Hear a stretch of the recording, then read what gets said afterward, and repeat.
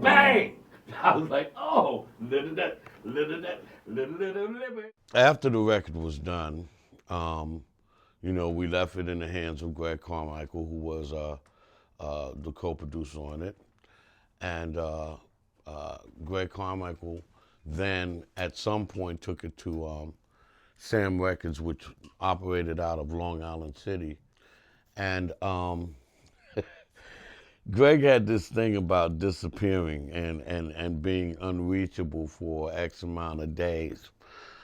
So the whole process of the record being assigned to Sam Records kind of went down without my knowledge or the foreknowledge of the team, myself, James, and Sonny. So it's the first time that we heard about it being out, it was on the radio. And we was like, what?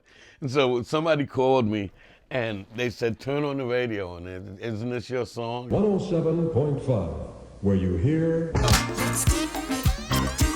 There is nothing to it. But my loving when you...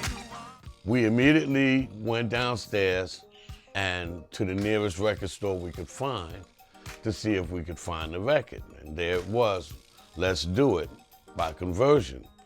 Conversion wasn't a name that we chose for ourselves, and we were fine with it. We really, what the name of the group wasn't really important to us at the time. But anyway, the main thing about the record was that when they released it, it had the wrong composer on it and the wrong publisher on it. So when we went to the record store to buy the 12-inch, that's what we saw. We was like, let's do it. Conversion. Written by Martha Williams and published by blah, blah, blah. And we was like, oh man, so forth and so on. We tried to get in touch with Greg. Greg's still completely incognito, right? But we went completely around that and said, well, we need to speak to Sam Records because we had a standing publishing deal, a publishing arrangement with MCA Universal Leeds Music Division. We made a call to Sam Records and arranged for a meeting. The first thing we did was insist on the correction of the credits. So they corrected all of that, and then they talked about how well the record was doing, how successful they think it was going to be, and so forth and so on. And they had, they were interested in doing an album on Conversion. So we said, sure, what do you have in mind, so forth and so on.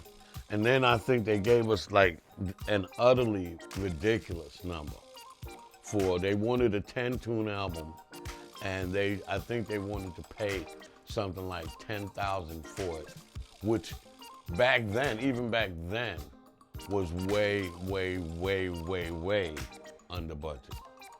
All right? So suffice it to say, we nixed that deal. And so that kind of ended our initial interaction with Sam Records. However, we later found out that they actually went to the copyright office and copywrote the name. So when another company, in this instance Salso Records, became interested in the group Conversion, right? We said, sure, you can get the group. We have all the members intact and so forth, but we can't use that name. So they said, well, what kind of name do you want? We told them, you come up with it. We don't really care what it is. And that's when they came up with Log.